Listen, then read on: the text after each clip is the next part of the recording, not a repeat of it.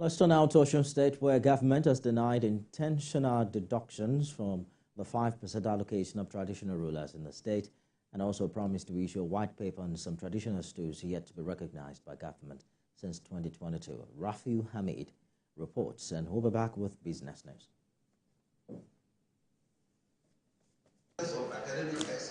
In a meeting with the State Commissioner for Basic and Secondary Education, Sani Idris says any private school owner who go contrary to the new guidelines will be dealt with in concordance with the laws.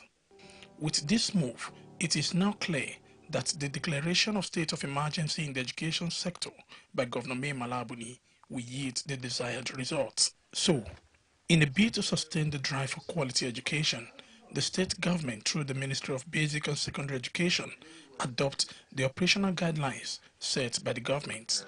Addressing the private school proprietors, the State Commissioner for Basic and Secondary Education warned against flaunting the guidelines. Another pressing issue in the state is that of private schools operating without license, which the Commissioner frowned at. Schools in Yobe State are to a large extent operating without license. And we have resolved today to write to all banks operating in Yobe State not to register any school that is not licensed by government, and that any bank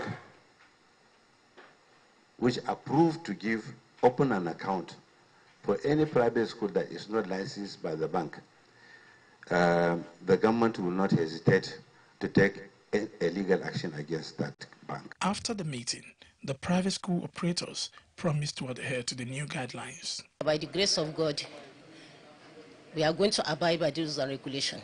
And we pray all the promises he made for us, we pray that he make it a reality. What the commissioner has said has favored me and has favored everybody. And we are going to abide by all the rules and regulations. We appreciate his effort. Any private school that is henceforth not ready to play the games by its rules, any private school that is deliberately using those books that are inimical to our culture will risk being closed. The commissioner warns that boys and girls should be seated separately in class. This, he claimed, is part of the cultural value of the state.